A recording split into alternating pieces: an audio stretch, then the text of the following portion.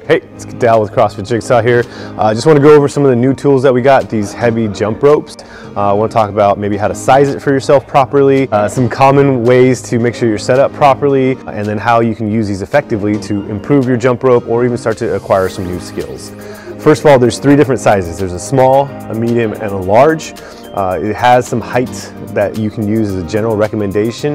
The way I would do this is try to feel it out with some single unders. I tend to use a medium and I am 5'10", so I'm on the high end of the scale here, but I do prefer a shorter rope. If for some reason these shorter ropes are all out, just take a rope and put a small knot in it, and you can adjust the size that way too if you need something a little bit smaller, right?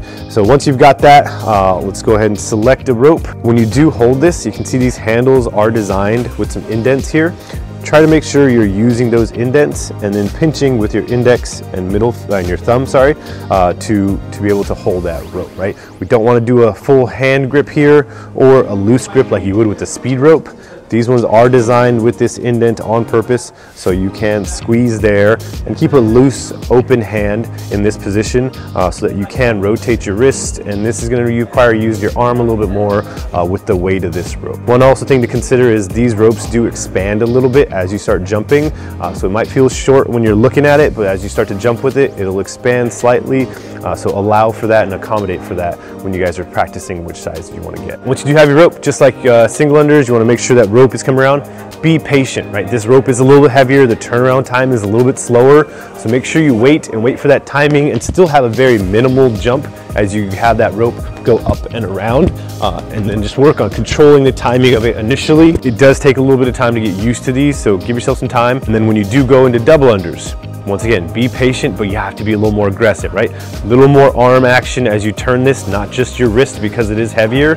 And what I tend to do is try to keep your hands out in front of you a little bit more. Don't let your hands come back behind you.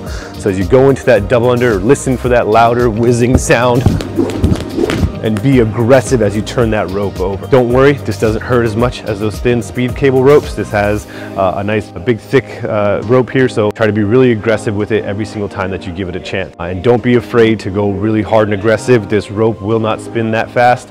Use your arms a little bit more because the rotation point is no longer here at the handle. It's a little bit further down the rope, so you have to use your arm to turn it over fast.